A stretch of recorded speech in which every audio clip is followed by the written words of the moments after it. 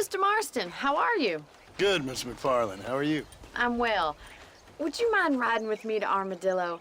I've got to get some supplies and I could do with the company. Of course. You can take the reins. It wouldn't do for a terrifying bounty hunter such as yourself to be seen driven around by a woman. Take the reins, Mr. Marston.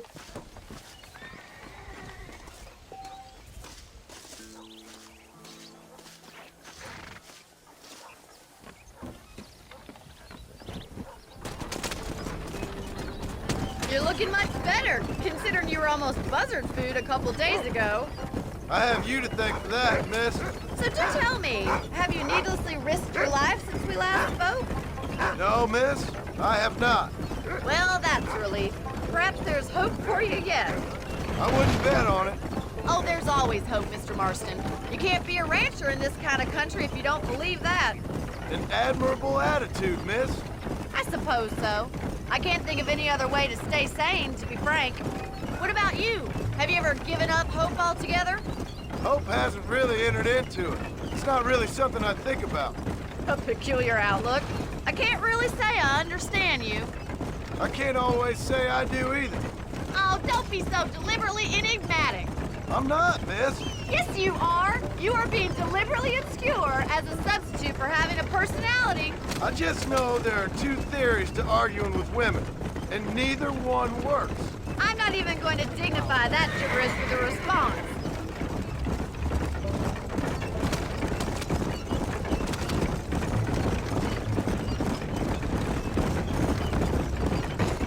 I think it's kind of funny I found you dying on the side of the road and now you're driving me into town. You have a strange sense of humor. Well, you must admit, it's an unusual start to a friendship. I didn't realize we were friends, Miss McFarland. Oh, please. Now who's being funny? Listen, I know that business with Williamson is your business, but I don't know. You've been good to us, and I don't think you're a bad man. A little stupid, perhaps, but not rotten. I just worry about you gallivanting around these parts like you're some kind of deranged bounty hunter. Like Paul always says, don't go waking snakes. I appreciate your concern for us lesser mortals, Miss McFarland. I really do. And if there was any other way out, I'd take it. I can assure you of that.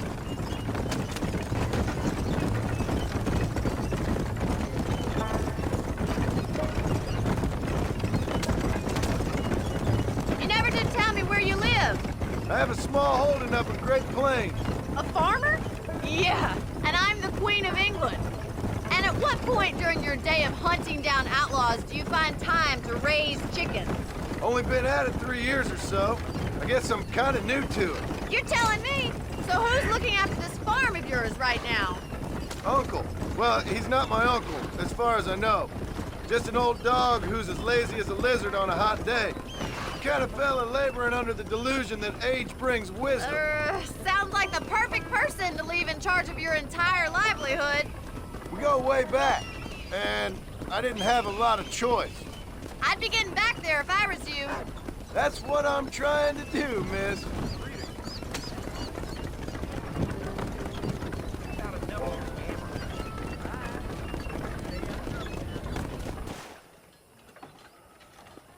So this is Armadillo. Manhattan it is not, but it does okay for us.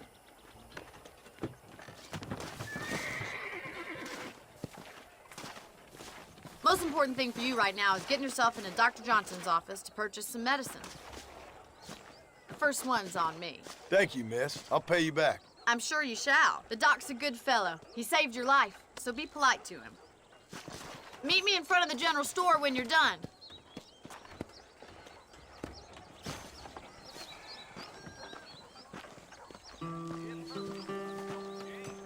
Howdy.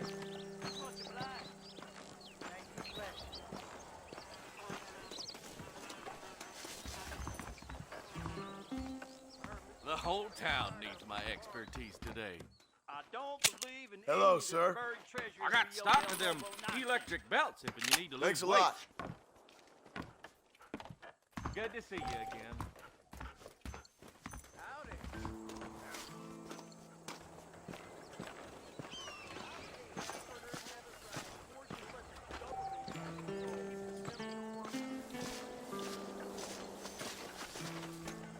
Well, thanks for driving me.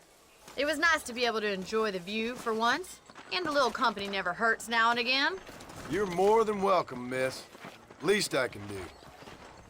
Thank you for the medicine. Why don't you have a look around Armadillo? You can always take a stagecoach back to the ranch later. I might just do that. Travel safely, miss. Try not to get yourself shot. I won't be around to save you this time.